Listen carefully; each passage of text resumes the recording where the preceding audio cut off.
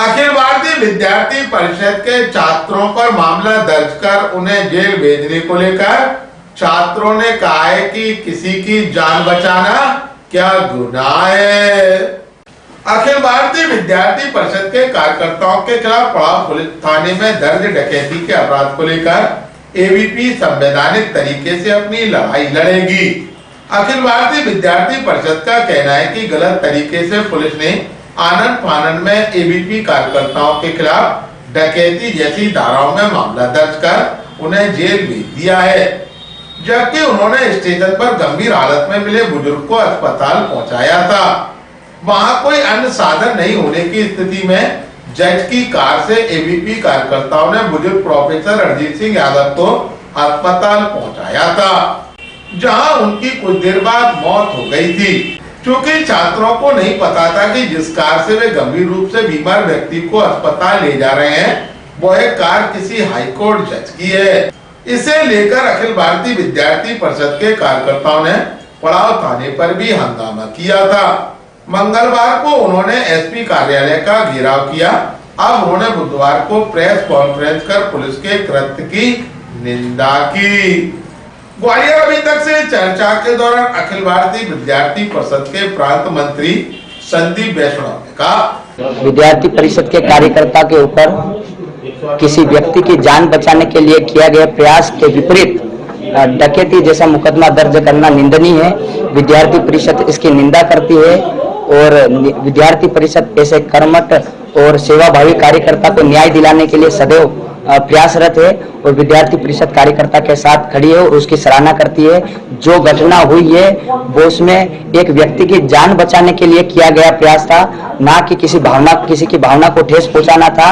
और जो गाड़ी न्यायाधीश की थी उस गाड़ी की जानकारी विद्यार्थी परिषद के कार्यकर्ता को नहीं थी कि वो गाड़ी किसकी है, लेकिन विद्यार्थी परिषद के कार्यकर्ता को उस समय उस व्यक्ति की जान बचाना मानव धर्म पहले ध्यान में आया, जो विद्यार्थी परिषद के संस्कारों में झलकता है। उस भाव के साथ में विद्यार्थी परिषद के कार्यकर्ता ने उसकी जान बचाने के लिए प्रयास किया गया था। उसके विपरीत डकैती का जैसा प्रकरण दर्ज करना यह निंदनीय है और विद्यार्थी परिषद इसमें पूरे प्रदेश भर में इस विषय को लेकर जाएगी और कार्यकर्ताओं को न्याय दिलाने के लिए प्रयासरत रहेगी। और जिस प्रकार ये कार्रवाई हुई है तो जो व्यक्ति इसमें वहां पर उपस्थित थे उस समय पे रेलवे मास्टर हो या पुलिस कर्मचारी, उन्होंने उस समय मुख्य दर्शक बन के क्यों खड़े रहे? उनकी तरफ से एम्बुलेंस आने में लेट क्यों हुई? इनके ऊपर कार्रवाई न होते हुए जो मदद के लिए कार्यकर्ता आगे आता है उसके खिलाफ कार्रवाई कर दी जाती है, तो ये कहीं ना कहीं निंदनीय है। किसके दबाव में किया गया? दबाव में किसके किया गया इसकी जानकारी नहीं है, लेकिन जो किया है प्रशासन द्वारा वो गलत किया है। कहीं ना कहीं प्रशासन पुलिस विभाग द्वारा भी इसमें जल्दबाजी दिखाई है।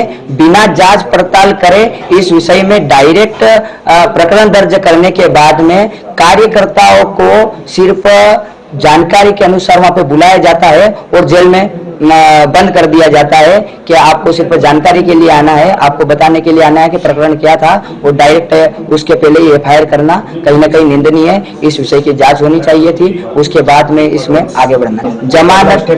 जमानत अगर नहीं होती है तो विद्यार्थी परिषद हाई कोर्ट में जाएगा और इसके लिए निरंतर लोकतांत्रिक तरीके से लड़ाई करेगा। साथ ही विद्यार्थी परिषद का एक एक कार्यकर्ता पूरे प्रदेश भर में इस अन्याय के खिलाफ आवाज उठाएगा और कार्यकर्ता के साथ में विद्यार्थी परिषद पूरा खड़ा है और ऐसे सेवाभावी कार्यकर्ता की प्रशंसा भी विद्यार्थी परिषद करता है। मैंने अभी आपको बताया है, आप मीडिया बंधुओं के माध्यम से 2 दिन से मैं जानकारी दे रहा हूं कि जो कर्मचारी वहां रेलवे के कर्मचारी जो उपस्थित थे, जो पुलिस कर्मचारी उपस्थित थे, जिनकी जिम्मेदारी थी कि उस व्यक्ति को वहां से हॉस्पिटल पहुंचाने की, वहां पर एम्बुलेंस उपलब्ध कराने की, 24 घंटों 7 दिन जब एम्बुलेंस की बात करता है रेलवे विभाग, तो वो एम्बुलेंस वहां पर क्यों नहीं थी? जब विद्यार्थी परिषद कार्यकर्ता इंतजार भी करता है, ऐसा नहीं कि डायरेक्ट उठा के हमने गाड़ी में रख दिया। 20 से 25 मिनट तक विद्यार्थी परिषद का कार्यकर्ता इंतजार करता है। जब कोई वाहन नहीं मिलता है तो जो बाहर वाहन हमको गाड़ी जो दिखाई देती है उसमें विद्यार्थी परिषद का कार्यकर्ता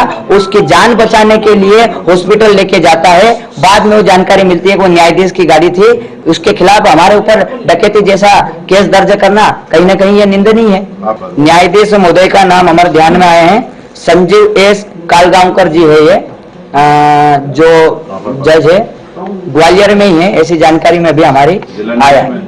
अभी हमारी कोई चर्चा नहीं हुई है उनसे, लेकिन हमने आप सभी के माध्यम से ही और आप लगातार प्रिंट मीडिया और प्रेस मीडिया सभी के माध्यम से हमने ये जानकारी देने का प्रयास किया है कि यह किसी की जान बचाने और मदद की दृष्टि में अनजान व्यक्ति की मदद करने की दृष्टि से यह कदम उठाया था, ना कि किसी की भावना को ठेस पहुंचाने का काम विद्यार्थी परिषद के कार्यकर्ता ने किया है।